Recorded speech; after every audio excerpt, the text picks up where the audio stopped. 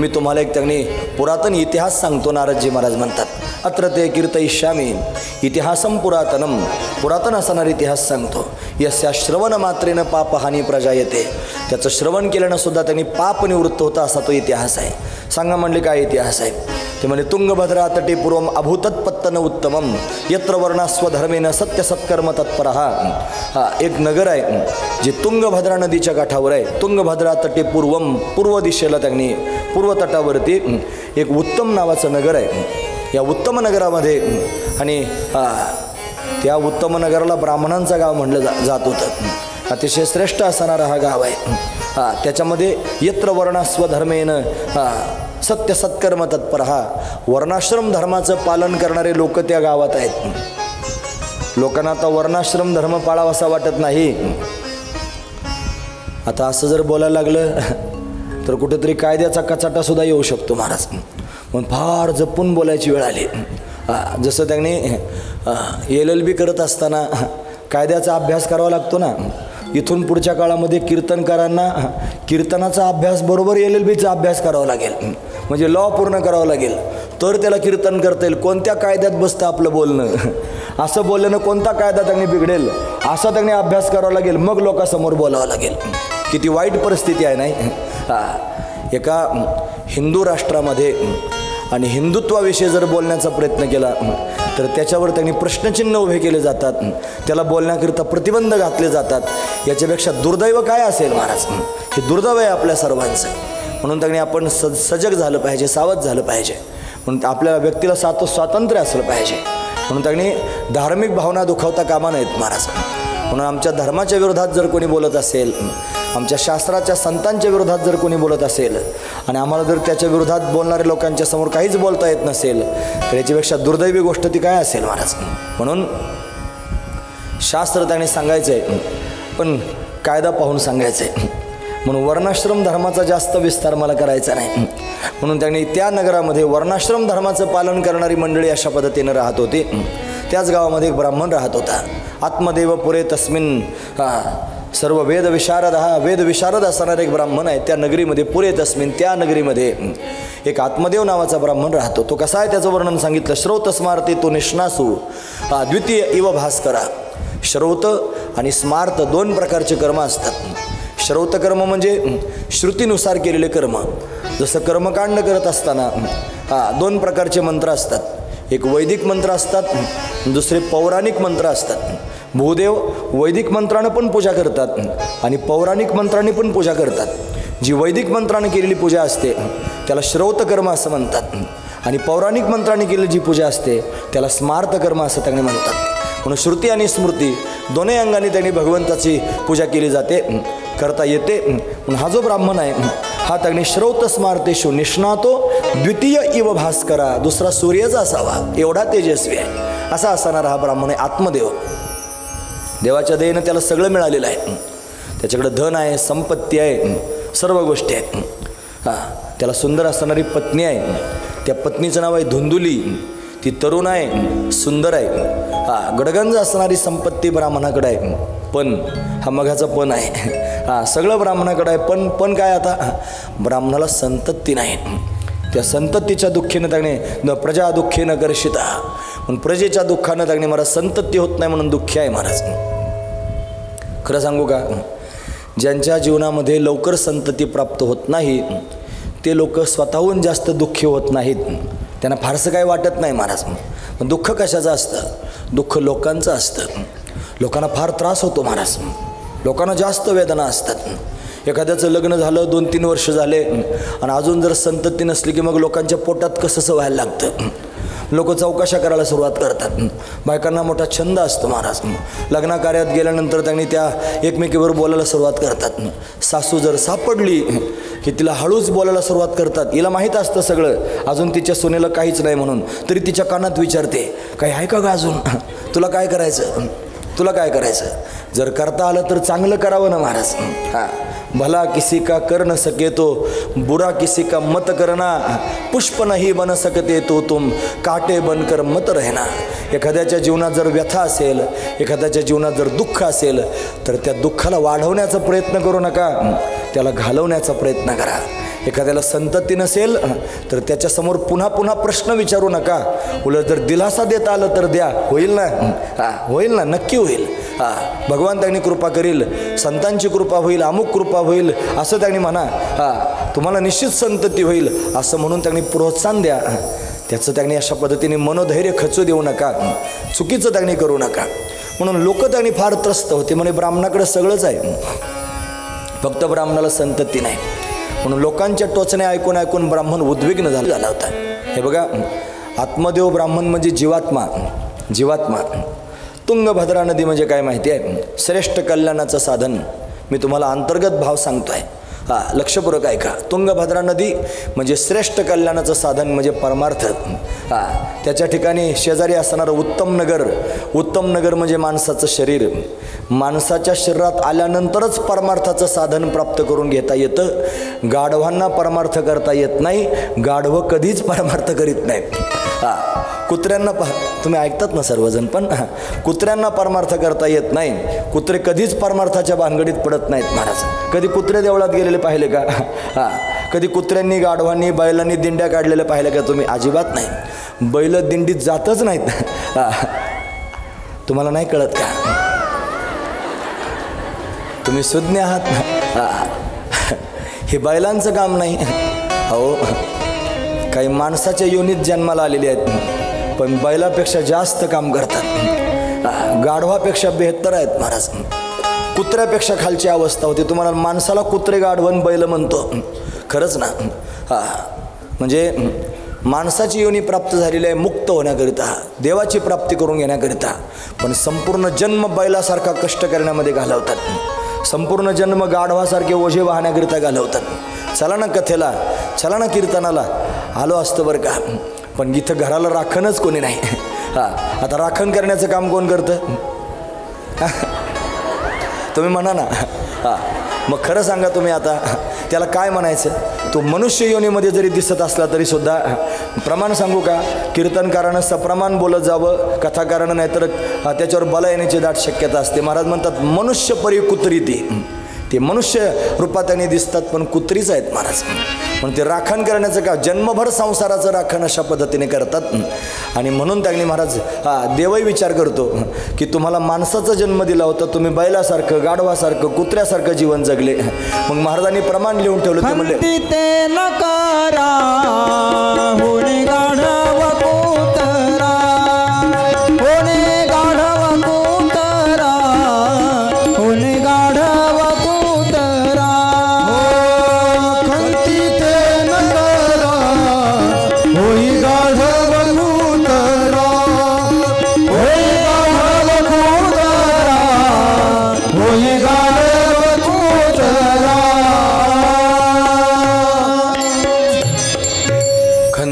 करा होणे गाढव कुत्रा.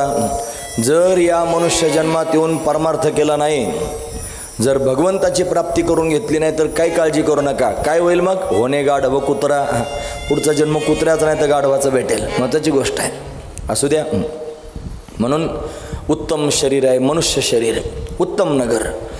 शरीर उत्तम चांगले, शरीर सुखाचे घोसले, शरीरे साध्य होय केले, शरीरे साधले परब्रह्म. या शरीराच्या माध्यमातून त्यांनी परब्रह्म प्राप्त करून घेता येतं. म्हणजे याला उत्तम नगर असं म्हणतात. म्हणून तुंगभद्रा नदी म्हणजे श्रेष्ठ कल्याणाचं साधन, उत्तम नगर म्हणजे माणसाचं शरीर, आत्मदेव ब्राह्मण म्हणजे जीवात्मा, त्याच्या पत्नीचं नाव आहे धुंदुली. ही धुंदुली म्हणजे बुद्धी, अनंत बुद्धीचे तरंग, क्षणक्षणा पालटते रंग, धरू जाता संग तव तो होय बाधक. म्हणून त्यांनी बुद्धीच धुंदुली आहे महाराज. म्हणून असं हे रूपक आहे. असा असणारा ब्राह्मण त्याला संततीने फार दुःखी झालेला आहे. एक दिवशी दुपारच्या वेळेला त्याने तुंगभद्रा नदीच्या काठावर जाऊन बसला आणि खिन्न मनानं बसला होता. नदीतलं पाणी पिला, झाडाखाली जाऊन बसला. भागवतात वर्णन आहे, पित्वा जलम निषण्णस्तु प्रजा दुःखेन कर्षिता. पाणी पिऊन मला संतती होत नाही असा विचार करत दुःखी होऊन झाडाखाली बसला. मग काय झालं? मुहूर्तादपि तत्रैव संन्यासी कश्चिदागतः. कश्चित संन्यासी आगतः. मुहूर्तात, एक मुहूर्तभरात म्हणजे पाऊण तासाच्या कालखंडात एक संन्यासी तिथं आला. त्या संन्याशानं ब्राह्मणाला पाहिलं. तो ब्राह्मण त्यांनी कपाळाला हात लावून दुःखी अवस्थेमध्ये बसला होता.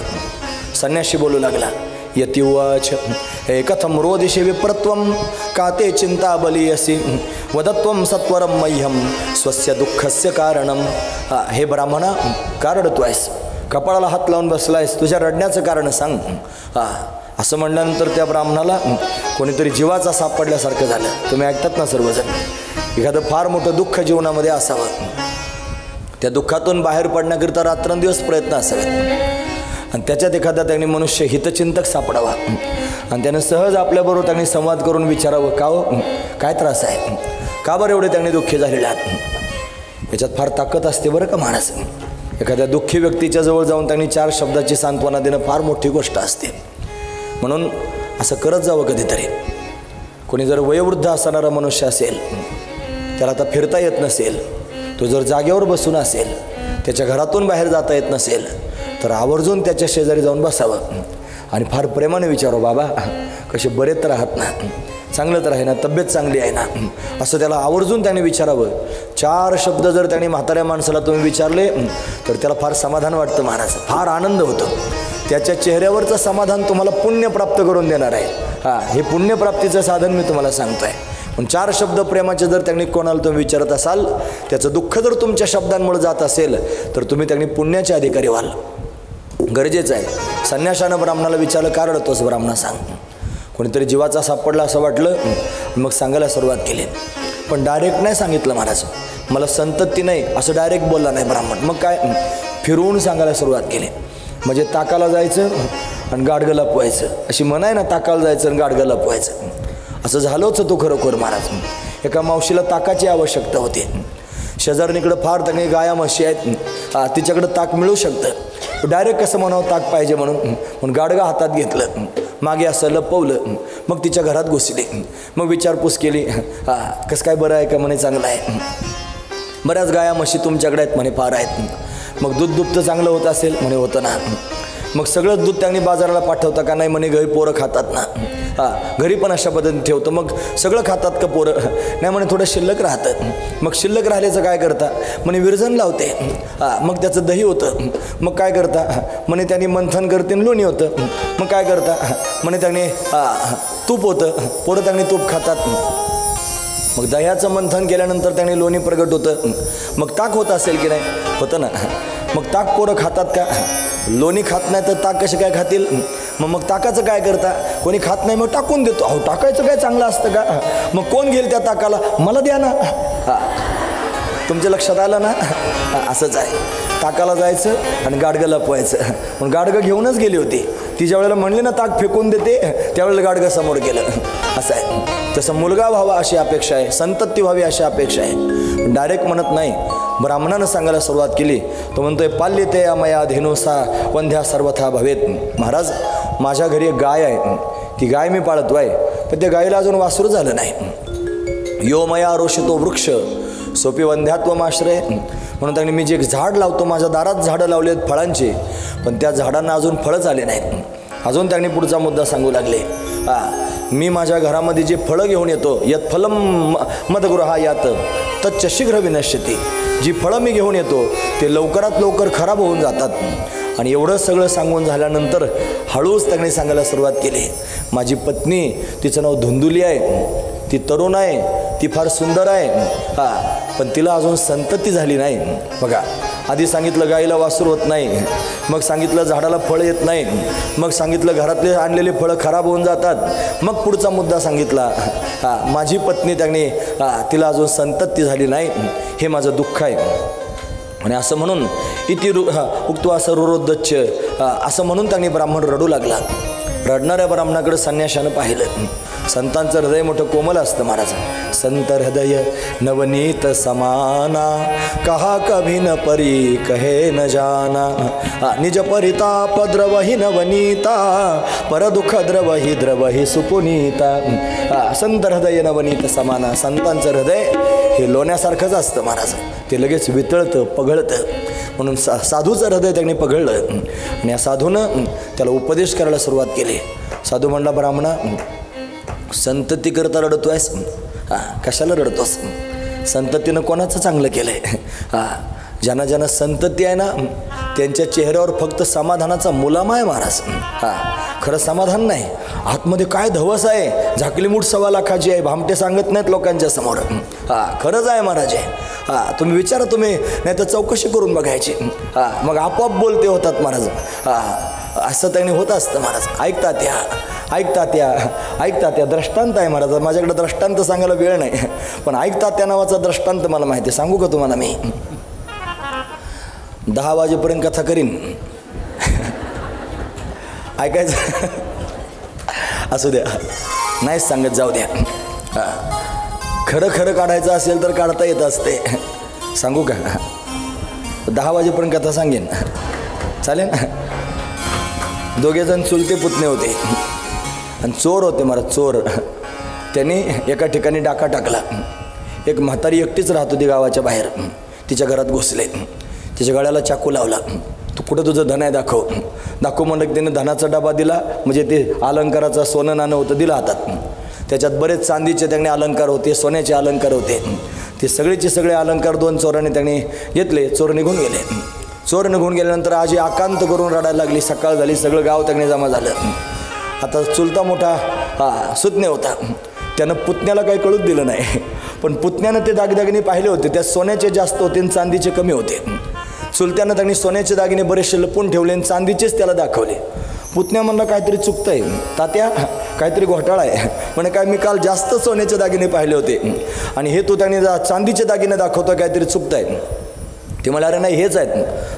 नाही म्हणे माझा विश्वास बसत नाही. विश्वास कसं काय बसत नाही? कोणाला विचार, चल मला म्हातारीकडं. आता म्हातारीकडे जाऊन कसं काय त्यांनी म्हातारी सांगेल. पण तोंडाला काळं लावून कपडे वेगळे घालून गेले होते ना चोर होऊन. दुसऱ्या दिवशी मस्तपैकी त्यांनी महाराज टकाटक होऊन गेले, चांगले कपडे घालून. म्हातारी रडतच होते. पाणी प्यायला मागितलं. तिला विचारलं, काय रडतेस आजी, काय झालं तुला रडायला? मग म्हणले, बाबा काल चोर आले होते, चोराने माझे सगळे दागिने नेले. मग पुतण्यानं विचारायला सुरुवात केली, आजी कोणकोणते दागिने होते? ती म्हणली, सोन्याची नथ होती. म्हणायचं, ऐक तात्या. ती म्हणायची, गळ्यामध्ये त्यांनी मोठा हार होता. म्हणायचं, ऐकता त्या. कानामधले सोन्याचे कुंडल होते. ऐकता त्या. माझ्या त्या काय म्हणतात त्याला, ठुशी, म्हणजे सोन्याचे सगळे अलंकार त्यांनी नावं सांगायला सुरुवात केली. ऐकता त्या करून सगळे दागिने त्यांनी अशा पद्धतीने आजीने सांगितले. नाईलाज असतो, तात्याला कबुली द्यावी लागली. हा महत्त्वाचा विचार आहे. तसं तुम्ही बघा, हळूच जायचं. जे फार शहाणपणा सांगतात ना, आपलं फार चांगलं आहे, आपण फार आनंदात आहोत, आपला मुलगा, आपली सून, आपले नातवंड फार चांगले आहेत, असे म्हणणारे जे प्राणी आहेत ना, त्यांच्याजवळ थोडंसं एकांतात जाऊन बसायचं आणि हळूच विचारायला सुरुवात करायचं. थोडं चहा वगैरे घ्यायचा, सगळं त्यांनी, मग सगळं चांगलं आहे ना, मग ते हळूच म्हणते, कशाचं चांगलं? चहात पाणी घालून देतात, कशाचं चांगलं? शिळं पाकडं खायला देतात, कशाचं चांगलं? हळूहळू मग म्हणायचं, ऐकता. असो घरोघर मातीच्या चुली आहेत महाराज. सगळ्यांच्या अंतर्गणात कुठे ना कुठेतरी व्यथा दडलेली आहे. म्हणून संन्यासी सांगू लागला ब्राह्मणा, कुठे संसाराच्या छंदात पडलास रे? ज्यांना मुलं आहेत, ज्यांना मुलं नाहीत ना, ते दुःखी आहेत. मुलं नाहीत म्हणून. ज्यांना मुलं आहेत ते फार दुःखी आहेत महाराज, त्यांच्यापेक्षा जास्त दुःखी आहेत. ते म्हणतात, नसते झाले तर बरं झालं असतं. अशी पण अवस्था त्यांनी लोकांची पाहायला मिळते. भयंकर स्थिती त्यांनी समाजात पाहायला मिळते. फक्त लोकांसमोर सांगितली जात नाही, लक्षात ठेवा. म्हणून याला उपदेश केला साधून, मुंचा ज्ञानम प्रजारूपम बलिष्ठा कर्मनोगती विवेकम तू समासाध्य त्यज संसार वासना. विवेक धारण कर, संसाराची वासना टाकून दे, भगवंताचं भजन कर, असं त्यांनी सांगायला सुरुवात केली. पण ब्राह्मणानं मात्र ते ऐकलं नाही. ब्राह्मण म्हणला, मला संतती झाली पाहिजे. अरे संततीनं कोणाचं चांगलं केलं? शृणु विप्रमया तेद्यम प्रारब्धम तो विलौकितम. तुझं प्रारब्ध मी पाहिलंय. सप्तजन्मावधी तव पुत्र नैवच नैवच. तुझ्या कपाळातच लिहिलं आहे, 7 जन्मापर्यंत तुला पुत्ररत्नाची प्राप्ती होणार नाही, असं तुझं प्रारब्ध सांगताय. मग मात्र ब्राह्मण रागावला संन्याशावर. तो म्हणला, मी तुम्हाला म्हणतोय मला पुत्र प्राप्त व्हावा आणि तुम्ही म्हणता संतती तुझ्या नशिबामध्ये नाही. अरे खरंच संततीनं लोकांचं कुठं चांगलं केलं आहे? सगरे संतते सगरो दुःखम अवापांगपुरा तथा. सगर नावाच्या राजाला 60,000 मुलं होते, जळून भस्म झाले, त्याला दुःख झालं. अंग नावाच्या राजाच्या घरी वेण नावाचा मुलगा जन्माला आला आणि आईबापालाच घराच्या बाहेर हाकलून दिलं. भयंकर असणारी स्थिती निर्माण झाली. अशी मुलं त्यांनी होतात. कशाकरिता बरे मुंचाद्या कुटुंबाशाम संन्यासे सर्वथा सुखम, संन्यास घे सुखी होशील. तो म्हणला विवेकेन भवेत किम्मे पुत्रम देही बलादपी, तुमच्या विवेकानं मला काय होईल, मला बळजबरीनं पुत्र प्राप्त करून द्या. आणि जर मला तुमच्या कृपेनं पुत्र प्राप्त होणार नसेल तर तुम्ही संन्यासीच कशाचे. बघा म्हणजे त्यानं संन्यास घेतला कशाकरिता, याला लेकरं होण्याकरिता. हा महत्त्वाचा विचार. म्हणजे सांगायला निघालं की टांगायला निघतात लोक, अशी अवस्था असते. म्हणून संन्यासाच्याच विरोधात त्यांनी बोलू लागलं तू संन्यासीच कशाचा, जर तुझ्या कृपेनं मला संतती होणार नसेल तर. संन्यासी म्हणला उपदेशो हि मूर्खानाम प्रकोपाय न जायते पयप्पानम भुजंगानाम केवलम विषवर्धनम. मूर्खाला जर उपदेश केला की त्याला तो पचत नसतो, सापाला दूध पाजलं की त्याचं विषच होत असते.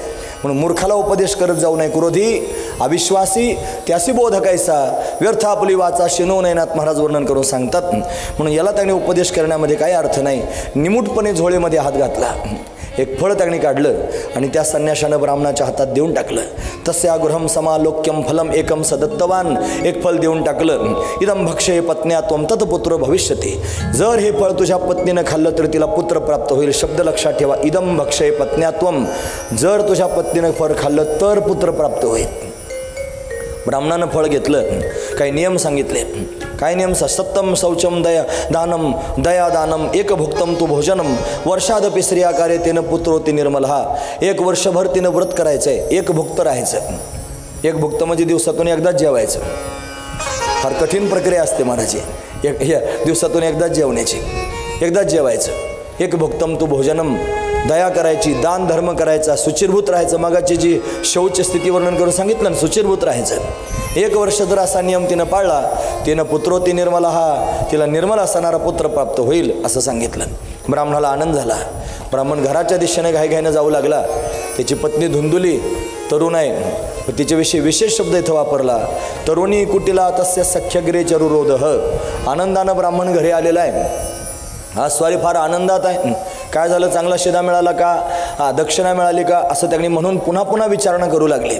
सांगितलं शिदा दक्षिणा मिळण्याचं नाही, एक संन्यासी मिळाला. त्या संन्याशानं मला एक त्यांनी फळ दिलं. सांगितलं हे फळ जर तुझ्या पत्नीला खायला दिलं तर तिला पुत्ररत्नाची प्राप्ती होईल. जेवढी आनंदात त्यांनी दक्षिणेविषयी विचारत होती तेवढंच तिचा चेहरा त्यांनी अशा पद्धतीने उदास झाला. संततीचं नाव काढल्यानंतर उद्विग्न झाली. तिला फार वाईट वाटू लागलं, कारण तिला असं वाटत होतं मला कधीच संतती होऊ नये. तिच्या दृष्टीनं जगातल्या 2च स्त्रिया सुखी आहेत. भागवतात असं वर्णन आहे. वंध्यावा विधवा नारी सुखीमेच चेतिमे मतः. वंध्या म्हणजे जिला संतती नाही आणि विधवा म्हणजे जिचा पती मरण पावलेला आहे, अशा 2च स्त्रिया जगामध्ये सुखी आहेत असा विचार करणारी धुंदुली आहे महाराज. आत्मदेव ब्राह्मण फार सात्विक आहे आणि बायको अशा विचाराची आहे. तुम्ही ऐकतात ना सर्वजण. बऱ्याच वेळेला मनुष्य फार सात्विक असतं आणि बायको फार तळागाळातल्या विचाराची असते. मग तिला त्यानं परमार्थ केलेलं सहनच होत नाही. ती लोकांजवळ कुरकुर करते. ती म्हणते आमचं हे टाळ कुठं कायमच त्यांनी देवळात आहे महाराज. कधी बघितलं तर ते देवळातच टाळकुटीत असते असं म्हणण्याची दाट शक्यता असते, ज्या बाईला परमार्थ सहन होत नाही. काही त्यांनी पुरुषांना परमार्थ सहन होत नाही बायकाने केलेला, असं त्यांनी पाहायला मिळतं. असं जर त्यांनी 2 गोष्टी दोघांच्या मनामध्ये असतील तर परमार्थ होऊ शकत नाही. ज्यावेळेला दोघे पती पत्नी परमार्थाच्या विचारावर येतील त्यावेळेला परमार्थ चांगला होईल महाराज. असू द्या. म्हणून त्यांनी तिला वाईट वाटलेलं आहे. तिने विचार केला हे फळ जर मी खाल्लं तर मला गर्भधारणा होईल. गर्भधारणा झाल्यानंतर त्याने फार त्रास होत असतो म्हणतात. खाल्लेलं पचत नाही. मला तर खाण्याचा फार छंद आहे. तिच्या मनातले विचार आहेत महाराज. बरं असं म्हणतात ते बाळ पोटात फिरतं, मग माझं पोट दुखू लागेल, मला वेदना होतील. बरं 9 महिने जर त्यांनी पूर्ण झाले आणि गावामध्ये जर चोर आले तर त्यांनी सगळे लोक पळून जातील. माझ्यासारख्या स्त्रीनं त्यांनी कसं पळावं. बघा की तिला आमचे विचार आहेत. ती म्हणते प्रसूत होण्याच्या वेळेला भयंकर वेदना होतात, मला तेवढ्या वेदना होतील.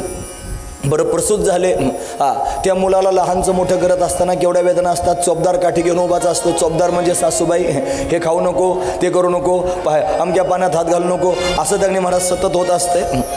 तुम्हाला माहिती आहे बाळंतीन बाईला काय खायला देतात. त्या बाळाला दूध येण्याकरिता ताटामध्ये अशा पद्धतीने ज्वारीची भाकरी भिजत घालतात वरणामध्ये. ते पातळ वरण असते त्याच्यात ती भाकरी त्यांनी भिजत घालतात. तिचा चांगलापैकी असा गरडा होऊ देतात. तो तिला प्यायला लावतात. अशी अवस्था त्यांनी असते. हे खायचं नाही ते खायचं नाही, एवढे माझ्या तोंडाला प्रतिबंध घालावे लागतील असे विचार ती करते आहे. त्यांनी पुन्हा मी जर कधी जेवायला बसले आणि बाळ जर रडू लागलं तर जेवता जेवता उठावं लागेल, बाळाला मांडीवर घ्यावं लागेल. बरं त्याला मांडीवर घेतल्यानंतर त्यानं जर मांडीवर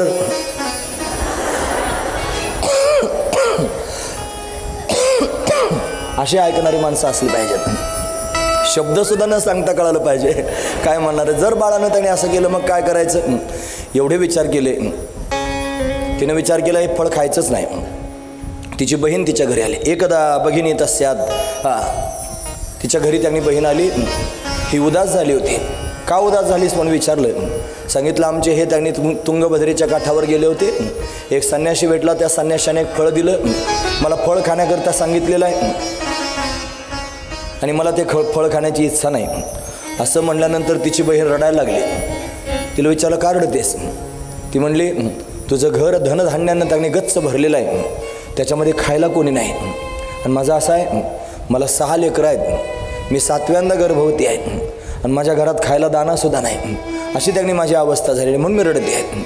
मग त्या बहिणीनं सल्ला दिला तुला जर त्यांनी संतती नको असेल तर त्यांनी गरोदर असल्याचं नाटक कर आणि मी आताच गर्भवती झालेली आहे, मला झालेलं बाळ मी तुला देऊन टाकीन.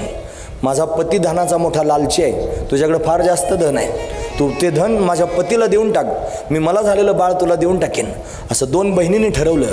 म्हणून मी फळाचं काय करावं. सांगितलं फलम अर्पय धेनवत्वम. फल हे त्यांनी गाईला खाऊ घाल. परीक्षार्थम तो सांप्रत.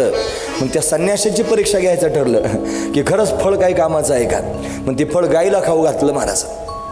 आणि आत्मदेव ब्राह्मणाबरोबर धुंदुली खोटं बोललेली आहे, मी गर्भवती आहे असं म्हणल्यानंतर ब्राह्मणाला फार आनंद झाला महाराज. पतीबरोबर खोटं बोलल्यानंतर कोकिळा व्हावं लागतं. कोकिळा व्रत करतात ना बायका, कोकिळा ती त्यांनी गाते फार गोड पण असते मात्र काळी. कोकिळा हे की नाही फार गोड गाते. पुढचा जन्म त्यांनी महाराज कोकिळेचा मिळतो म्हणतात. कारण सतीबाई साहेब भगवान शंकराबरोबर खोटं बोलल्या होत्या ना. प्रभू रामचंद्रांची परीक्षा घेऊन आल्या आणि भगवान शंकराने विचारलं घेतली का परीक्षा. म्हणे नाही घेतली परीक्षा. म्हणून सतीला कोकिळा व्हावं लागलं. मग पुढचा जन्म पार्वतीचा मिळाला. म्हणून कोकिळा व्रत करतात ना बायका, हा त्याचा विशेष असणार. पतीबरोबर खोटं बोलत जाऊ नये. हे नियम फक्त पत्नी करताच नाहीत, हे आपल्याकरता पण आहेत. पण आपण सुद्धा त्यांनी पत्नीबरोबर खोटं बोलू नये. असू द्या म्हणून खोटं बोललेले आहे. मी गरोदर आहे असं त्यांनी सांगितलं. चिंध्या बांधून या वाढविले पोट आणि गर्भार बोभाट जना माझी. गरोदर असल्याचं सांगितलं. 9 मास पूर्ण झाले. माहेरी बाळणपणाकरिता दोघी बहिणी गेल्या. तिची बहीण प्रसूत झाली. तिनं आपला मुलगा धुंदलीला देऊन टाकला. हिनं तिनं बरंचसं धन दिलं. पोटाला गुंडाळलेल्या चिंध्या त्यांनी सोडून टाकल्या. आत्मदेव ब्राह्मणाला निरोप आला मला मुलगा झालेला आहे. त्यानं गोदान भूदान सुवर्णदान प्रजातीर्थ कालामध्ये त्यांनी केलेलं आहे. आपल्या मुलाला पत्नीला घेऊन अशा पद्धतीने पुन्हा आपल्या घरी त्यांनी ब्राह्मण आलेला आहे. समाधान ब्राह्मणाला वाटतंय मला मुलगा झाला. कर्मधर्म संयोगानं ज्या गोमातेला फळ खायला दिलं होतं ना ती गोमाता पण गर्भवती झाली आणि 3 महिन्यानंतर प्रसूत झाली. त्या गाईला सुद्धा त्यांनी महाराज मुलगा झाला. तुम्ही ऐकतात ना सर्वजण, गाईला काय होत असतंय, वासरू होत असतंय. मुलगा कसं काय झाला. ब्राह्मणानं संन्याशानं फळ दिलं होतं. ते फळ मुलगा होण्याकरता दिलं होतं का वासरू होण्याकरता. मुलगा होण्याकरता. मग ते फळ आईनं खाऊ नाही तर गाईनं खाऊ, काय होणार होतं, मुलगाच होणार होता. म्हणून संन्याशाने दिलेला प्रसाद होता. पण गाईला सुद्धा मुलगाच झाला महाराज. फक्त विशेषत्व एवढं होतं त्या मुलाचे कान गाईसारखे होते. ब्राह्मणाला अजून आनंद झाला. ब्राह्मण म्हणला आंधळा मागतो 1 डोळा, देव देतो 2 डोळे. मला 1 मुलगा मागितला, देवानं 2 मुलं दिले. दोनही मुलं त्यांनी फार आनंदानं सांभाळू लागला. एका मुलाचा धर्मपिता झाला. दुसराही मुलगा त्याचा नव्हताच मुळात, तो त्याच्या पत्नीनं त्यांनी महाराज आणला होता. 2 मुलं त्यांनी सांभाळू लागला. मुलं मोठे झालेली आहेत, त्यांचा नामकरण विधी करायचा आहे. धुंदुली म्हणली माझ्या मुलाचं नाव मीच ठेवणार. मग तिच्या मुलाचं नाव तिनं तिच्या नावावरून ठेवलं. धुंदुलीच्या नावावरून धुंदुकारी त्याचं नाव ठेवण्यात आलं. आणि गोमातेला झालेला जो पुत्र आहे त्याचं नाव आत्मदेव ब्राह्मणानं ठेवलं आणि त्याचं नाव ठेवलं गोकर्ण. गोकर्ण नावाचा त्यांनी पुत्र आहे. गोकर्ण पंडित आहे, ज्ञानी आहे. त्या 2 मुलांचं वर्णन करून सांग. क्रियत्कालीन तौ जातो तरुणो तनवो भो. गोकर्ण पंडितो ज्ञानी धुंदुकारी महाखलाहा. 2 मुलांच्या प्रवृत्तीतला फरक सांगितला. गोकर्ण मोठा पंडित आणि ज्ञानी झाला आणि धुंदुकारी मात्र महाखल जन्माला आला. फार कठीण त्यांनी त्याची चर्या पाहायला मिळू लागली. धुम धुम करोती ती धुंदुकारी. जो काम क्रोधादी विकारांनी धुमसतो आहे असा असणारा धुंदुकारी काय करतोय त्याचं वर्णन सांगतात. तेन वेश्या कुसंगेन पितृवित्तम तु नाशितम. भागवतातले शब्द आहेत महाराज. म्हणून त्यानं वेश्यांची संगती करायला सुरुवात केली. बापानं धन कमवलं होतं आणि ते धन त्यांनी महाराज तो अशा पद्धतीने खर्च करू लागला. बापानं मध्यस्थी केली, मी कमवलेलं धन आहे, खर्च करू नकोस असं म्हणल्यानंतर त्यांनी भागवतातले शब्द वाचून दाखवतो. एकदा पितरो ताड्यम पात्र आणि स्वयंआरहत. ताड्यम म्हणजे मारणं.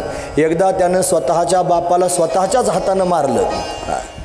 याच्यापेक्षा बापाचं कोणतंच दुर्दैव नाही महाराज की मुलानं बापाला त्यांनी मारणं. याच्यापेक्षा एका बापाच्या जीवनामध्ये दुसरं दुर्दैव कोणतं नाही. का बरं असं झालं असेल? त्याचं कारण फक्त संस्काराची कमी आहे महाराज. जर आपण आपल्या मुलांना लहानपणापासून मातृदेवो भव, पितृदेवो भव, आचार्य देवो भव, अतिथी देवो भव असे संस्कार त्यांनी दिले नाहीत तर ही मुलं त्यांनी पुढं मारहाण केल्याशिवाय राहणार नाहीत. हे पक्क लक्षात ठेवा. म्हणून बापाला मारलं महाराज. कुठं तुमचं धन आहे त्यांनी द्या. तत्पिता कुरपडम प्रोच्च धन ही न रुरुदह रडू लागला. वंध्यात्वम तु समूचिनम कुपुत्र दुःखदायका. संतती झालीच नसती तर बरं झालं असतं. हा कुपुत्र जन्माला आला आणि तो दुःखदायक आहे असं आत्मदेव ब्राह्मण त्यांनी बोलू लागला. रडत रडत त्यांनी निघाला. क्वतिष्ठामी क्व गच्छामी क्व मे दुःखम आहेत. प्राणांस त्याजामी. प्राण द्याविषयी त्यांनी वाटू लागले. पुढे जात असताना त्यांनी गोकर्णजी दिसले. गोकर्णानं विचारलं आत्मदेव ब्राह्मणाला तुम्ही का रडत आहात? बापाला त्यांनी विचारलं. त्याने सांगितलं की मला धुंदुकारीनं मारहाण केलेली आहे, माझं धन सगळं हिसकावून घेतलेलं आहे, म्हणून त्यांनी मी दुःखी झालेलो आहे. मग मात्र उपदेश करायला सुरुवात केली गोकर्णानं. गोकर्णानं सांगितलं तदानीं तु समागत्य गोकर्णो ज्ञान संयुता बोधयामास जनकम वैराग्यम परिदर्शयन. वैराग्याचा उपदेश करायला सुरुवात केली. परिदर्शन म्हणजे उपदेश आणि वैराग्याचा उपदेश केला. असार खलु संसार दुःख रूप विमोहकः सुतम कस्य धनम कस्य. हा संपूर्ण संसार असार आहे. हा त्यांनी फक्त मोहून घेणार आहे. याच्यात कोणीच कोणाचं नाही. कोण कोणाचा मुलगा आणि कोण कोणाचं धन आहे. सगळेजण स्वार्थी आहेत. आपापल्या स्वार्थाकरिता प्रत्येक मनुष्य या ठिकाणी जगतोय. उपदेश करायला सुरुवात केली. मुलगा बापाला उपदेश करतोय आणि मग उपदेश करत त्यांनी सांगितलं न चैंद्रस्य सुखम किंचित न सुखम चक्रवर्तीना सुखमस्ती विरक्तेषु मुनिरेकांत जीविना. इंद्राला सुख नाही, चक्रवर्ती सम्राट झाला तर त्याला सुद्धा सुख नाही. मग सुख कोणाला आहे? जो विरक्त आहे त्याला सुख त्यांनी प्राप्त होत असते. म्हणून विरक्त झालं पाहिजे असा उपदेश त्यांनी बापाला करायला सुरुवात केली. मुंचा ज्ञानम प्रजारूप मोहतो नरके गती. म्हणून त्यांनी ज्ञान प्राप्त करून घ्या, मोहातून त्यांनी दूर व्हा. याला गोकर्ण गीता असं म्हणतात. हे ऐकल्यानंतर त्यांनी महाराज आत्मदेव ब्राह्मण गोकर्णाला म्हणू लागला तुझं म्हणणं मला पटतं आहे, मी वैराग्य धारण करायला तयार आहे. काय करू वैराग्य धारण करू सांग. मग त्याने सांगितलं तदा वाक्यम तु समाकरणे गंतु काम पिता ब्रवीत किम कर्तव्ये वनेतात तत्वम वद सविस्तरम. बाबा तुम्ही वनात जा. मग त्याने विचारलं वनात जाऊन मी काय करू ते सांग.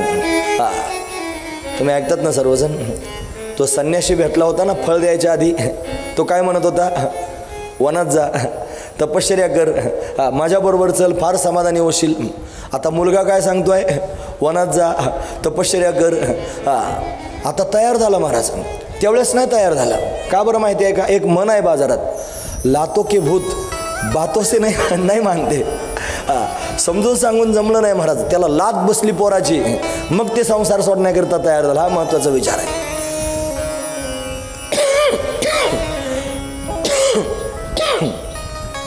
लोखंडाला वाकवता येतं पण असं नाही वाकत. मग आधी त्याला तापवावं लागतं. लाल लोखंडाची पहार जर वाकवायची असेल ना तर आधी तिला लाल तापवलं जातं, मग ती सहज वागते. तसं संसाराच्या तापानं तापावं लागतं, मग तो त्यांनी संसार सोडून निघून जाऊ शकतो. तसे लोक जात नाहीत संसाराला सोडून. ते गुळाला चिकटलेल्या मुंगळ्यासारखेच असतात. जोपर्यंत गोडपणा त्यांनी जाणवतो तोपर्यंत ते चिकटूनच राहतात. एक दिवशी मरावं लागतं. असू द्या. म्हणून उपदेश करायला सुरुवात केली. उपदेश त्यांनी लागू झाला. देहास्ति मा सर्वधैर्य अभिमतिम त्यजत्वम जाया स्वतादिशु सदा ममतां विमुंच पश्यानिशम जगदिदम क्षणभंगनिष्ठम वैराग्य राग रसिको भवभक्तिनिष्ठो. उपदेश त्यांनी सुरू झालेले आहे. शुद्धो शरीरात नतेस्मिना महा.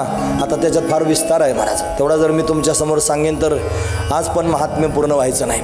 चला, धर्मम भजस्व सतम त्यज लोक धर्मान. धर्मानं त्यांनी आचरण कर, लोकधर्माचा त्याग कर. सेव्यस्य साधू पुरुषाम. साधू पुरुषांची सेवा कर असा बापाला त्यांनी उपदेश केला. आत्मदेव ब्राह्मण त्यांनी महाराज आता गोकर्णाचं म्हणणं ऐकून जंगलामध्ये त्यांनी निघून गेला आणि भगवंताची भक्ती करत त्यांनी अशा पद्धतीने 60 वर्षाच्या वयामध्ये कृतार्थ झाला असं वर्णन आहे. बाप निघून गेल्यानंतर यानं त्यांनी आईकडं धन मागायला सुरुवात केली. धुंदुलीकडं, तुझं धन कुठे आहे मला सांग. पितोरी परत येतेनं जनी ताडिका वृषम. आईला मारहाण करायला सुरुवात केली. वित्तम तिष्ठती भ्रुविहानिशेल तयानाचे. तुला लाथेनंच मारेन, मला तुझं धन कुठं ठेवलं मला दाखव. आई घाबरलेली आहे. याला घाबरून त्यांनी रात्रीच्या वेळेला पळू लागली. मग काय घडलं. इति तद्वाक्य संन्यासात जनन्या पुत्र दुःखता कुपे पात कृतो रात्रो तेन साने धनम गतहा. एका विहिरीत जाऊन पडली आणि तिचा मृत्यू झाला. असा वाईट मुलगा जन्माला आला की बापाला जंगलात निघून जावं लागलं आणि आईचा त्याने विहिरीत पडून अशा पद्धतीने मृत्यू झाला. गोकर्णाने हे सगळं पाहिलं. गोकर्णाला काही सुखदुःख नव्हतं. गोकर्ण तीर्थयात्रार्थम निर्गतो योग संस्थिता न दुःखम न सुखम तस्य न वैरिन अपि बांधवा. गोकर्णजी महाराज तीर्थयात्रा करण्याकरिता निघून गेले. या धुंदुकारीचं राज्य आलं. ज्या वेश्यांकडे जात होतं त्या वेश्यांनाच आपल्या घरी आणलं. 5 वेश्या होत्या.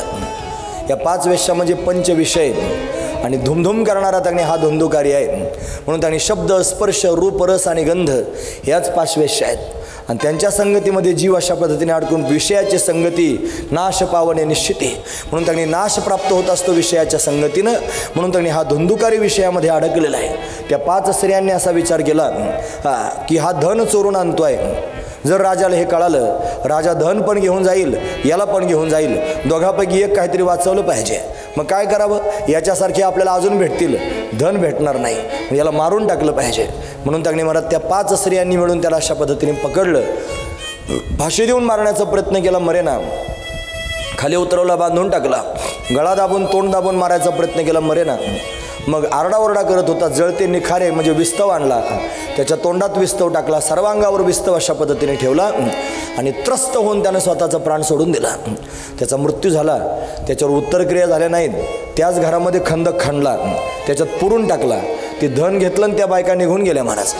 आता मात्र ज्या शरीरावरती मृत्यू झाल्यानंतर उत्तरक्रिया होत नाहीत त्याला पुढची गती प्राप्त होत नाही. म्हणून त्याने पिशाच्य व्हावं लागलं. 84 लाख योनींमध्ये पिशाच्य योनीसुद्धा आहे. लोक मानत नसतील तर जे मानत नाहीत ते नाही मानत, आम्ही मानतो. मग तुम्ही पाहिलं का पिशाच्य? मी काय पाहिलं नाही. तरी पण त्यांनी तुम्ही का मानता आहात त्याचं कारण सांगतो. आम्हाला ज्ञानोबारांनी सांगितलंय. काय सांगितलंय? पळे भूतबाधा भेने तेथे. कोणाचे शब्द आहेत? ज्ञानोबा. आम्हाला ज्ञानोबाराय मान्य आहेत. भूत पिशाच्यबाधा आम्हाला मान्य आहे. गोस्वामीजी आम्हाला मान्य आहेत. ते म्हणतात भूत पिशाच निकटन हे आवे महाबीर जब नाम सुनावे. म्हणून भूत पिशाच शब्द त्यांनी महाराज गोस्वामीजींनी सुद्धा सांगितलेले आहेत. तुकोबाराय म्हणतात पंढरीचे भूत मोठे आल्या गेल्या झडपी वाटे बहु खेचरीचे रान. हे खेचर म्हणजे पिशाच्य. पण अशा पद्धतीने पिशाच्य योनी त्याला प्राप्त झालेली आहे. एक दिवशी गोकर्णजी महाराज तीर्थयात्रा करून आले. आपल्या अंगणामध्ये त्यांनी अंथरूण करून अशा पद्धतीने झोपले. अर्ध्या रात्री पिशाच्य रूपानं त्यांच्यासमोर उभा राहिला, रडू लागला. गोकर्णानं विचार केला कोण असेल हा. त्याला विचारलं कस्तो उग्रतरो रात्रो कृतो यातो दशामी माम किंवा प्रेत पिशाच्य वा राक्षसस्थिती संशयन. हा कोण आहे सांग. त्याला बोलताच येत नव्हतं. मग थोडं कमंडलूमधलं पाणी घेतलं, मंत्रित करून गायत्री उपासक आहेत गोकर्णजी महाराज, त्याच्यावर पाणी शिंपडलं. त्याचं पाप थोडंसं कमी झालं आणि पाप कमी झाल्यानंतर त्याला वाचा आली आणि तो बोलू लागला अहम भ्राता त्वदीयस्ती धुंदुकार्यती नामिना स्वकेनैव दोषीनं ब्रह्मत्वम नाशितम मया. मी तुझा भाऊ आहे. भ्राता म्हणजे थोरला भाऊ आहे. माझं नाव धुंदुकारी आहे. माझ्या स्वतःच्या त्यांनी कर्मानं मी माझं ब्राह्मणत्व नष्ट करून बसलो आणि पिशाच्य झालो. गोकर्णजी म्हणले तुझ्या मृत्यूची बातमी मला कळाली. तुझ्याकरता मी गया श्राद्ध केलेलं आहे. तो म्हणला गया श्राद्ध शतीनापी मुक्तिर्मेन भविष्यती. 100 गया श्राद्ध केले तरी माझा उद्धार व्हायचा नाही. मग उपायम अपरम किंचित्वम विचार हे सात्वत. पण माझ्या उद्धाराचा विचार तू कोणाला तरी चांगल्या व्यक्तीला विचार. दुसऱ्या दिवशी सकाळी गोकर्णानं सूर्यनारायणाची विनंती केली की माझ्या भावाचा उद्धार करायचा आहे, काय करावं. मग आकाशवाणीद्वारा सूर्यनारायणानं सांगितलं श्रीमद भागवतात मुक्ती सप्ताह वाचनम करू इति सूर्यवच सर्वे धर्मरूपम तो विश्रुतम. म्हणून त्यांनी धर्मरूप असणारं सूर्याचं वचन सर्व लोकांनी ऐकलं. याला भागवत कथा ऐकवा, त्याचा उद्धार होईल. म्हणून भागवत कथा सांगायला सुरुवात केली. सगळ्या गावाला आमंत्रण दिलं. सगळं गाव म्हणजे उत्तम नगर कथा श्रवण करण्याकरिता अशा पद्धतीने उपस्थित आहे. आणि या धुंदुकारीला समोर त्यांनी आसन दिले बसण्याकरिता. पिशाच्ची योनी ही वायुरूप असणारी योनी आहे. सोसाट्याचा वारा यावा, ते आसन उडून जावं. याला एका जागेवर स्थिर बसून कथा श्रवण करता येईना. मग काय करावं? गोकर्णाने युक्ती केली. त्या कथेच्या त्याने प्रांगणामध्ये एक बांबू आणला. 7 गाठीचा बांबू होता. त्या बांबूला समोरून अशा पद्धतीने रोवलेला आहे. 2 गाठींच्या मध्ये असणारी जी पोकळी आहे, त्या पोकळीमध्ये त्याला बसायला अशा पद्धतीने स्थान दिलेलं आहे. 1 दिवसाची कथा त्यानं श्रवण केली. 1 गाठ फुटलेली आहे. 7 दिवसाची कथा श्रवण केली. 7 गाठी फुटलेल्या आहेत. बांबू दुभंगला. त्याच्यातून एक दिव्य असणारा पुरुष अशा पद्धतीने प्रगट झाला, जो सर्वांनी त्यांनी पाहिला. कोण पुरुष असेल? सर्वजण पाहतायत. त्यानं पितांबर धारण केलेला आहे. त्याच्या मस्तकावर मुकुट आहे. अतिशय दैदिप्यमान आहे. तो समोर आलेला आहे. त्यानं गोकर्णाला नमस्कार केलेला आहे. त्यानं भागवताला नमस्कार केलेला आहे. सर्वजण पाहू लागले. विचारलं, तू कोण आहेस? त्यानं सांगितलं, मी धुंदुकारी आहे. धन्य भागवती वार्ता प्रेतपीडा विनाशिनी. पण प्रेत झालेला धुंदुकारी आहे. पण 7 दिवसापर्यंत श्रीमद भागवत कथेचं श्रवण केलं. त्याचा परिणाम जर काय झाला असेल तर धुंदुकारीचा या भागवत कथेच्या माध्यमातून उद्धार झाला. म्हणून आपल्या घरामध्ये जर त्यांनी कोणाचा अपमृत्यू झाला असेल, आवेळी जर कोणाला त्यांनी मरण आलं असेल, त्याचा जर उद्धार व्हावा असं वाटत असेल, तर त्याच्या प्रित्यर्थ जर आपण आपल्या घरामध्ये अनुष्ठान पद्धतीने श्रीमद भागवत वाचून घेतलं, शेवटी जर हवन केलं, देवदेवतांचं पूजन जर केलं, तर त्याचा उद्धार निश्चित अशा पद्धतीने होतो. एवढं सामर्थ्य श्रीमद भागवताचं आहे.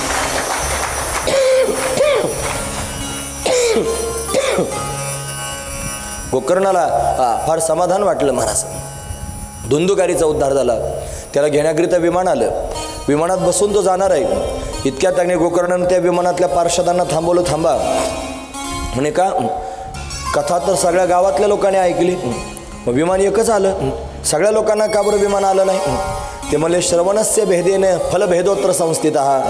श्रवणाच्या भेदानं फळात भेद झाला.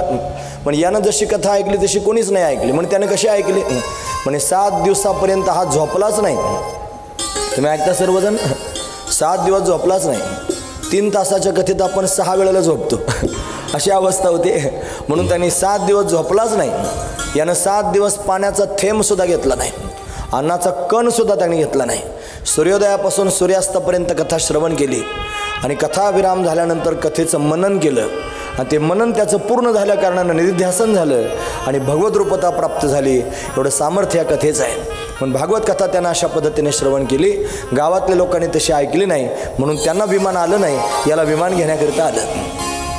मग काय झालं माहिती आहे? गोकर्णानं सगळ्या गावाला आवाहन केलं की सगळ्यांनी त्यांनी धुंदुकारीसारखी कथा ऐका. 7 दिवसापर्यंत पाण्याचा थेंब सुद्धा न घेता सगळ्या गावानं परत एकदा कथा ऐकली. आणि विमानांची दाटीच झाली महाराज आकाशामध्ये. सर्व लोकांना त्यांनी महाराज मातृ पितृ भ्राता सगोत्रापार चतुर्भुज नर हो निठेले. सर्वांचा उद्धार गोकर्णानं करून टाकला. अशी दिव्य असणारी स्थिती प्रत्यक्ष पाहायला मिळाली. म्हणजे भागवत कथेच्या श्रवणानं काय होतं? विमान येत असतं असं सगळ्यांनी ऐकलं. ते म्हणजे जाऊ दे, आम्ही 2-4 बारे कथा ऐकली, आम्हाला काही विमान आलं नाही. आम्हाला जरी नाही आलं, आम्ही चांगली ऐकली नसेल त्याच्यामुळं नाही आलं. पण निदान सांगणाऱ्याला तरी खरंच आहे ना महाराज, आम्ही ऐकणारे आहोत, सांगणारा तर तोच आहे ना. त्यानं 2-3 वेळेला सांगितलं याला काय विमान आलं नाही अजून, असा विचार लोकांच्या मनामध्ये त्यांनी येऊ शकतो. म्हणून विमान शब्दाचा अर्थ लक्षात घ्या. भागवतात तो सुद्धा सांगितलेला आहे. ते म्हणले विगतो मान यस्मात्स विमान. मान शब्दाचा अर्थ होतो अभिमान. अभिमान त्यांनी गेला रे गेला की जी स्थिती प्राप्त होते त्या स्थितीचं नाव आहे विमान. विमान ही अवस्था आहे, विमान ही स्थिती आहे. आणि काय स्थिती असेल तर अभिमान घालवण्याची स्थिती आहे. म्हणून अभिमान संपून जाण्याचं साधन जर कोणतं असेल तर भागवत कथा आहे. ज्यांनी खरोखर मनापासून भागवत कथा ऐकली त्यांच्याजवळ अभिमान म्हणून शिल्लक राहत नाही. ते फार लवचिक होतात महाराज. कोणासमोरही वागतात, कोणासमोरही सामान्य होतात, सहज त्यांचं जीवन होतं. अभिमान त्यांच्या जीवनामध्ये शिल्लक राहत नाही. हे भागवत कथेचं फळ आहे. म्हणून महाराजांनी सांगितलं अभिमान गेला तो का म्हणे देव झाला. ज्याच्याजवळ अभिमान नाही तोच देव आहे असं समजावं. महत्त्वाची गोष्ट आहे. त्याच्याजवळ देवत्व अशा पद्धतीने आलेलं आहे. म्हणून श्रीमद भागवत कथा अशी दिव्य स्थिती प्राप्त करून देणारी आहे. तिसरा महिमा आपण ऐकला. पहिला महिमा होता ब्रह्मदेव आश्चर्यचकित झाला. दुसरा महिमा होता भक्तिज्ञानाने वैराग्य सुखी झाले. आणि तिसरा महिमा आपण पाहिला धुंदुकारीचा प्रेत योनीतून उद्धार झाला. कशाने झालं? भागवतानं झाला. हा 3 प्रकारचा महिमा वर्णन करून सांगितला. नारदांना मोठं समाधान वाटलं. नारदजी म्हणले, महाराज एवढी श्रेष्ठ असणारी ही भागवत कथा आहे, पुण्यप्रद मोक्ष प्राप्त करून देणारी ही कथा आहे. कशा पद्धतीने कथेचं आयोजन करावं तिचा विधी मला सांगा. मग तो विधी सांगायला सुरुवात केली. ते म्हणले, भाद्रपद, आश्विन, कार्तिक, मार्गशीर्ष, आषाढ, श्रावण हे जे महिने आहेत हे भागवताकरिता विशेष मानले जातात. त्याच्यामध्ये भद्रा आणि व्यतिपात योग नसावा. चांगल्या मुहूर्तावर अशा पद्धतीने भागवत कथा सुरू करावी. भागवत कथेच्या मध्यंतरी अमावस्या किंवा पौर्णिमा येऊ नये. पौर्णिमा झाल्यानंतर किंवा अमावस्या झाल्यानंतर त्यांनी कथेला सुरुवात करावी असे त्यांनी कथेचे नियम आहेत. कथेच्या सुरुवातीला त्यांनी महाराज 12 ब्राह्मणांना बोलवावं, त्या ब्राह्मणांचं पूजन करावं. त्यांना त्यांनी अशा पद्धतीने शिदा सामुग्री, वस्त्र अशा पद्धतीने दक्षिणा त्यांनी द्यावी. त्यांचं पूजन करून त्यांची प्रसन्नता अशा पद्धतीने प्राप्त करून घ्यावी.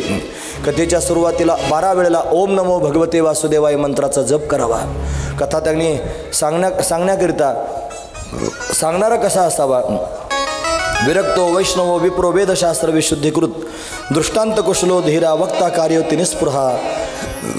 असा तो वैष्णव असावा, तो विप्र असावा, वेदशास्त्र संपन्न असावा, दृष्टांत देण्यामध्ये कुशल असावा, अशा पद्धतीचा वक्ता असावा, तो निस्पृह अंतकरणाचा असावा. वक्त्याचं लक्षण सांगितलं. श्रोते कसे असावेत? त्यांच्या अंतकरणामध्ये भगवंताच्या दर्शनाची आस असावी. नाहीतर कथेत बसून घराच्या कुलपाला जर त्यांनी हलवत असतील तर ते श्रोते काही कामाचे नाहीत महाराज. मग कथेच्या मंडपात येऊन बसायचं आणि चपलांचा विचार करायचा, ते श्रोते काही कामाचे नाहीत. म्हणून त्यांनी मंडपात येऊन बसल्यानंतर त्यांनी सगळं हरवून गेलं पाहिजे, फक्त भगवंताचं चिंतन त्यांनी राहिलं पाहिजे. असा जर श्रोता असेल तर तो श्रोता भगवत धामापर्यंत त्यांनी जाऊ शकतो. पण कशी कथा श्रवण करावी? म्हणे पाण्याचा थेंबही न पिता त्यांनी कथा श्रवण करावी. म्हणे महाराज ते जमायचं नाही. मग 7 दिवस पाणी पिऊन ऐका, म्हणे ते जमणार नाही. मग फळं खाऊन ऐका, म्हणे ते पण जमणार नाही.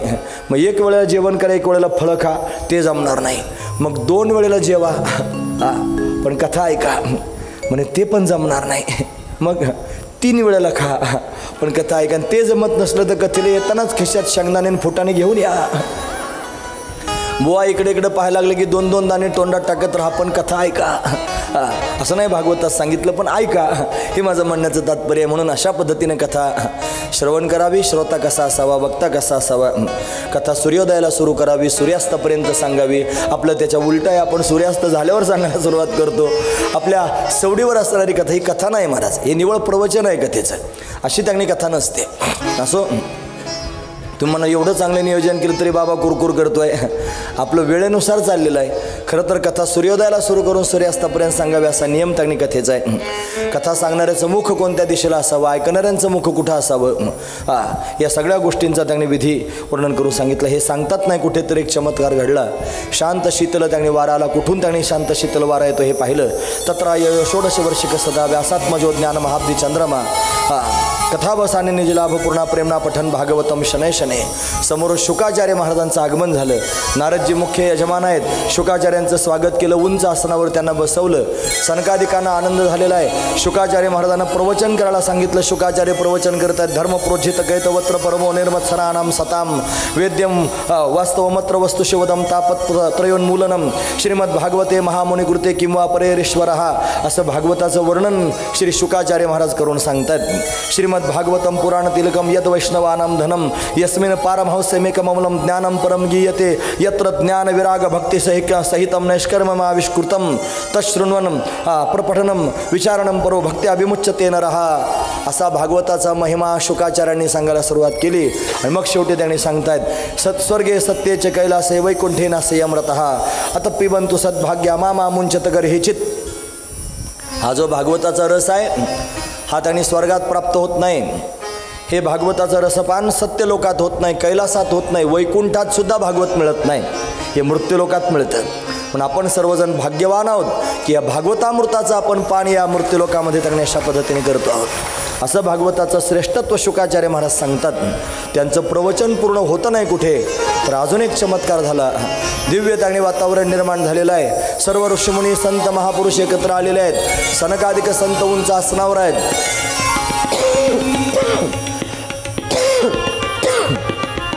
नारदजी महाराज अशा पद्धतीने समोर आहेत. शुकाचार्य महाराज उपस्थित आहेत. सर्वजण त्यांनी महाराज कथेच्या प्रांगणामध्ये आहेत. लख असणारा प्रकाश समोर त्यांनी सर्वांच्या पडलेला आहे. सर्वजण विचार करू लागले, हा प्रकाश कशाचा आहे. पाहता पाहता त्या दिव्य प्रकाशाने एक आकृती धारण केलेली आहे. अनंत कोटी ब्रह्मांडाचा नायक असणारा भगवान भक्तांच्या समोर प्रत्यक्ष प्रगट होतो आहे. मोर मुकुट बंसीवाला पितांबर धारण केलेला परमात्मा भक्तांच्या समोर प्रत्यक्ष प्रगट झालेला आहे.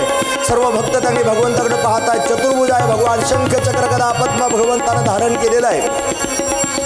एकटा आलेला नाही, सर्व भक्तांना बरोबर घेऊन आले. प्रल्हादजी आलेले आहेत, उद्धवजी महाराज आलेले आहेत, इंद्र स्वतः आलेला आहे. सर्व भक्तांच्या मध्ये परमात्मा प्रत्यक्ष प्रगट झालेला आहे. भक्त भगवंताच्या नावाचा घोष करू लागलेले आहेत. गोपाल कृष्ण भगवान की जय, गोपाल कृष्ण भगवान की जय, गोपाल कृष्ण भगवान की जय.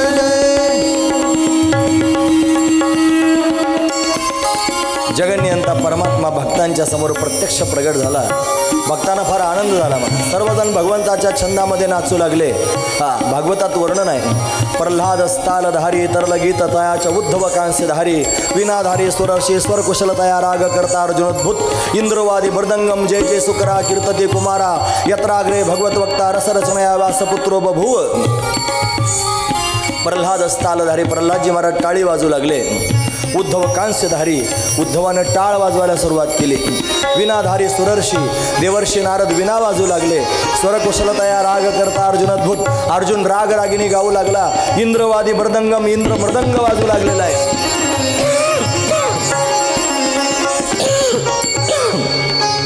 सनकादिक संत त्यांनी जय जयकार करू लागले. भगवान सर्वांकडे पाहतोय, प्रसन्न आहे. सर्व भक्त भगवंताचं भजन करण्यामध्ये तडली नाहीत. नारदजींनी साष्टांग प्रणिपात केला. मुख्य यजमान आहेत ना, आणि नमस्कार करून भगवंताला म्हणू लागले, देवा आज आम्ही सर्व भक्त मिळून त्यांनी तुमची भक्ती करतो आहोत, तुमची कथा करतो आहोत. तुम्ही आमच्या समोर प्रत्यक्ष प्रगट झालात. माझी एक विनंती आहे. नारदजी महाराजांनी भगवंताच्या समोर विनंती केली. काय विनंती आहे नारदा? इथून पुढच्या काळामध्ये सुद्धा तुम्ही ऐकतात ना सर्वजण, लक्षपूर्वक ऐका. नारदजी महाराज भगवंताला म्हणतात, इथून पुढच्या काळामध्ये सुद्धा जेव्हा कधी तुमचे भक्त तुमची कथा करतील, सत्संग करतील, आज जसे तुम्ही भक्तांच्या मध्ये प्रत्यक्ष प्रगट झालात तेव्हा सुद्धा तुम्ही असेच प्रगट व्हा, असं मला वरदान द्या. म्हणून नारदजी महाराजांना भगवंतानं वरदान दिलं. यत्र मद भक्त गायंती तत्र तिष्ठामी नारद. हे नारदा, इथून पुढच्या काळामध्ये जिथे जिथे माझे भक्त माझं भजन करतील, माझे भक्त गाती तेथे नारदा मी उभा तेथे, नारदा मी उभा तेथे, नारदा मी उभा तेथे. माझे भक्त गाती तेथे नारदा मी उभा तेथे, नारदा मी उभा तेथे, नारदा मी उभा तेथे. आसे देव उभा तैसी समचरणांची शोभा, तैसी समचरणांची शोभा, तैसी समचरणांची शोभा. तेथे आसे देव उभा जैसी समचरणाची शोभा, जैसी समचरणाची शोभा, जैसी समचरणाची शोभा. जेथे कीर्तनाची जागा तेथे पांडुरंग उभा, तेथे पांडुरंग उभा, तेथे पांडुरंग उभा. जेथे कीर्तनाची जागा तेथे पांडुरंग उभा, तेथे पांडुरंग उभा, तेथे पांडुरंग उभा.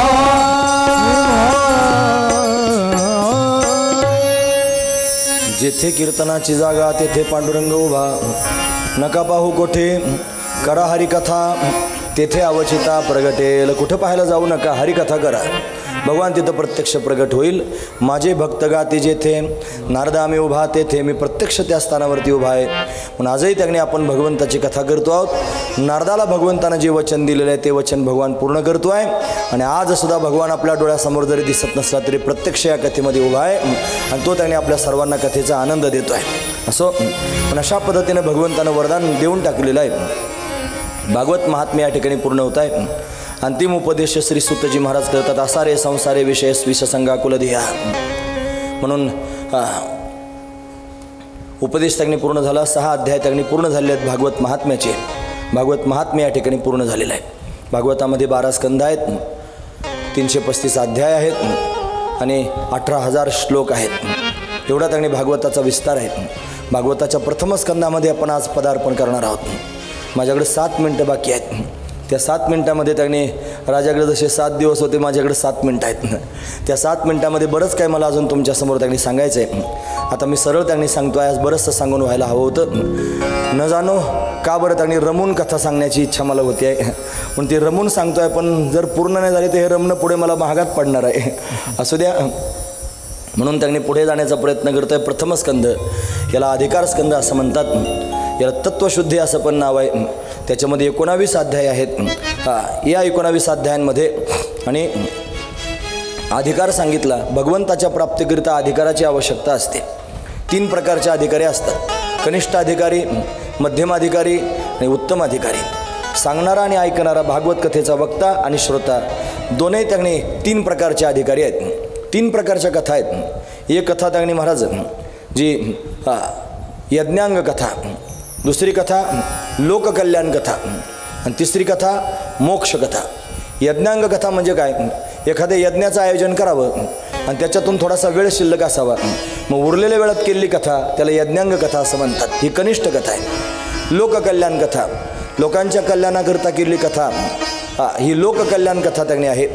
आणि मोक्ष कथा, निवळ परमात्म्याच्या प्राप्तीकरिता मोक्षाकरिता केलेली कथा मोक्ष कथा आहे.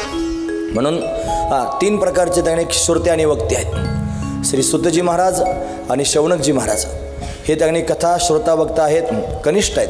का बरं कनिष्ठ आहेत, त्याचं कारण एवढंच आहे की हे तिघेही त्यांनी, हे दोघेही अशा पद्धतीनं एक यज्ञ सुरू आहे आणि त्या यज्ञातून थोडासा वेळ शिल्लक आहे, उरलेल्या वेळात कथा करतायत, कनिष्ठ आहेत. लोककल्याण कथा, श्री व्यासदेवजी महाराज आणि नारदजी महाराज दोघांनाही काही करायचं शिल्लक राहिलं नाही, पण लोकांचं कल्याण व्हावं याच्याकरिता दोघांच्यामध्ये झालेला जो कथेचा संवाद आहे ती लोककल्याण कथा आहे.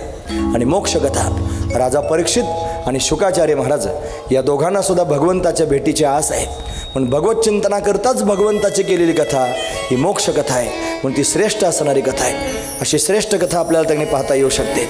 पण श्रीमद भागवत कथेला सुरुवात होते आहे. सुरुवातीला मंगल अशा पद्धतीने केलेला आहे. मंगल म्हणजे माझी मावशी नाही. मंगल शब्दाचा अर्थ होतो कोणतंही कार्य निर्विघ्नपणे पार पडावं याच्याकरिता भगवंताची किंवा संतांची केलेली वंदना, याला त्यांनी मंगल असं म्हणतात. मंगल 3 प्रकारचं असतं. एक वस्तुनिर्देशरूप मंगल, दुसरं नमस्कारात्मक मंगल आणि तिसरं आशीर्वादात्मक मंगल. 3 प्रकारचे मंगल असतात. वस्तुनिर्देशरूप मंगल म्हणजे भगवंताच्या सगुण किंवा निर्गुण रूपाचं केलेलं वर्णन. नमस्कारात्मक मंगल म्हणजे कनिष्ठांनी श्रेष्ठांना आपलं कार्य निर्विघ्नपणे पार पडावं म्हणून केलेलं नमस्कार. आणि आशीर्वादात्मक मंगल म्हणजे श्रेष्ठांनी कनिष्ठांना तुमचं कार्य निर्विघ्नपणे पार पडावं असा दिलेला आशीर्वाद. असे 3 प्रकारची मंगल आहेत. माऊली महावैष्णव भगवान ज्ञानोबरायांचे 3 ग्रंथ प्रसिद्ध आहेत. ज्ञानेश्वरी, अमृतानुभव आणि चांगदेव 65. 3 ग्रंथांमध्ये ज्ञानोबरांनी 3 प्रकारचं मंगल केलं. ज्ञानेश्वरी साधकांकरता सांगितले, अमृतानुभव सिद्धांकरता आहे आणि चांगदेव 65 योगी पुरुषांकरता आहे. म्हणून ज्ञानेश्वरीत त्यांनी मंगल केलं वस्तुनिर्देशरूप मंगल. ओम नमो जय आद्या वेद प्रतिपाद्या जय जय स्वसंवेद्य आत्मरूपा, हे वस्तुनिर्देशरूप मंगल आहे. अमृतानुभवात मंगल त्यांनी केलं. यदक्षरम अनाख्ययम अजमाव्यम श्रीमन्निवृत्तीनाथेती ख्यातम दैवतम अहमाश्रय, श्रीगुरूंची वंदना केली, नमस्कारात्मक मंगल आहे.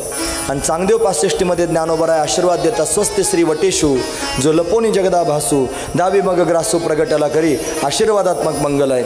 असे 3 प्रकारची मंगल ज्ञानोबरायांच्या वाङ्मयात पाहायला मिळतात. श्रीमद भागवतामध्ये सुरुवातीला वस्तुनिर्देशरूप मंगल केलेलं आहे. भगवंताचं त्यांनी वर्णन करत आहेत. हरी हे जन्माद्यसे यतो ततोन्वयादितरतच्चार्थेष्वभिघ्नेश्वराट् तेने ब्रह्महृदाय आदि कवयो मुह्यन्ति यत्सूरया तेजो वारिमृदां यथा विनिमयो यत्र त्रिसर्गो मृषा धाम्ना स्वेन सदा निरस्तकुहकं सत्यं परं धीमहि सत्यं परं धीमहि सत्यं परं धीमहि. ज्या परमतत्वावरती त्रिसर्ग पाहायला मिळतात म्हणजे त्यांनी उत्पत्ती स्थिती आणि प्रलय या तीन गोष्टी ज्या परमतत्वावर त्यांनी प्रतितील येतात ते परमतत्व म्हणजे सच्चिदानंद घन त्यांनी परमतत्व आहे. त्या सत्य असणाऱ्या तत्वाचं मी ध्यान करतो आहे म्हणून सत्यम परम धीमहि असं त्यांनी महाराज वर्णन करून सांगतात. यानंतर त्यांनी भागवतामध्ये काय सांगितलेलं आहे, भागवतामध्ये धर्म सांगितलेला आहे म्हणून तो धर्म भागवतामध्ये पाहायचा आहे. तो कोणाला कळेल म्हणजे धर्म प्रोज्जित कैतवत्र परमो निर्मत्सरा नाम सताम, जे निर्मत्सर झालेले आहेत त्यांना धर्म अशा पद्धतीने कळू शकतो म्हणून त्यांनी निर्मत्सर अवस्था प्राप्त करून घ्यावी. निर्मत्सर व्हायचं म्हणजे दुसऱ्यावर जळायचं नाही. ग्राम्य भाषेत सांगायचं म्हटलं की सरळ सरळ शब्दात सांगायचं ठरलं की दुसऱ्याचं सुख पाहून, दुसऱ्याचं समाधान पाहून, दुसऱ्याचं वैभव पाहून आपल्या अंतःकरणामध्ये उद्वेग निर्माण होऊ नये. आपण निर्मत्सर राहावं, आपल्याला धर्म त्यांनी प्राप्त होईल असं त्यांनी वर्णन करून सांगतात. यानंतर त्यांनी हे भागवत काय आहे, हे भागवत निगमकल्पतरोर्गलितम फलम शुकमुखादामृतदर्व संयुतम पिबत भागवतम रसमालयम मुहुर्हो रसिका भोबी भावुका. निगम म्हणजे वेद, वेदरूपे कल्पवृक्षाला आलेलं हे पक्व झालेलं फळ आहे. निगमकल्पतरोर गलितम फलम, गळालेलं फळ आहे. शुकमुखाद अमृतद्रव संयुतम, शुकाचार्यांचं मुख त्याला लागलेलं आहे, त्यांच्या मुखाचा स्पर्श त्याला झालेला आहे. शुकाचार्य म्हणजे दिव्य असणारे महापुरुष आहेत म्हणून त्यांच्या मुखामध्ये असणारा जो अमृतरस आहे तो अमृतरस त्याच्यामध्ये समाविष्ट झालेला आहे. अमृतरस संयुतम म्हणून पिबत भागवतम, या भागवताचं रसपान त्यांनी करा. कुठपर्यंत रसपान करा, आलयम, जोपर्यंत लय होत नाही तोपर्यंत पीत राहा. लय कशाचा होत नाही, जोपर्यंत जीवाचा परमात्मा स्वरूपात लय होत नाही तोपर्यंत भागवताचं रसपान करीत राहा. रसपान करीत राहा असा त्यातला दिव्य असणारा भाव आहे. म्हणून हे भागवताचं महत्त्व त्यांनी भागवताच्या सुरुवातीला सांगितलं. आता मूळ असणाऱ्या कथेला सुरुवात करतात. कथारंभ त्यांनी होतो आहे. नैमिषे निमिष क्षेत्रे ऋषे शौनकादय हा सत्रम स्वर्गाय लोकाय सहस्रस्स ममा सता. 1000 वर्षाचं त्यांनी अनुष्ठान अशा पद्धतीने सुरू झालेलं आहे आणि त्या अनुष्ठानाच्या माध्यमातून त्यांनी महाराज यज्ञ होतो आहे आणि त्या यज्ञातून उरलेला जो वेळ आहे त्या उरलेल्या वेळामध्ये त्यांनी सत्संग करावा म्हणून त्यांनी अशा पद्धतीनं कथा करत आहेत. आणि कथा सांगण्याकरिता श्री सूतजी महाराजांना समोर बसवलेलं आहे आणि शौनकाधिक 88,000 ऋग्वेदी ब्राह्मण त्यांच्यासमोर त्यांनी बसलेले आहेत. आता शौनक ऋषी त्यांनी सूतजी महाराजांना प्रश्न विचारत आहेत. 6 प्रश्न विचारलेले आहेत आणि ते 6 प्रश्न म्हणजे संपूर्ण भागवत कथेचं सार आहे महाराज. संपूर्ण भागवत कथा 6 प्रश्नांच्या भोवती अशा पद्धतीने फिरते. त्या 6 प्रश्नांच्या मुद्द्यापर्यंत आपण आलेलो आहोत. आता ते कोणते प्रश्न आहेत ते आपण पाहणार आहोत पण आजच्या कथेत नाही, ते आपण आता उद्याच्या कथेत त्यांनी श्रवण करणार आहोत. बरोबर 9:30 वाजले आहेत, घड्याळ तुम्ही पाहू शकता. पण आता आपण ते म्हणले ना वेळेत कथा थांबणार आहे, ते मग सूचना सांगितली वेळेत कथा त्यांनी थांबलेली आहे म्हणून वेळेत कथा सुरू करत जाऊ, वेळेत कथा त्यांनी थांबत जाईल. जेवढं त्यांनी जास्त सांगता येईल ते सांगण्याचा प्रयत्न करतो. यानंतर संयोजक सूचना सांगतील, त्यानंतर आरती होईल, मग आपण आपलं स्थान सोडायचं आहे. चला चला पटकन.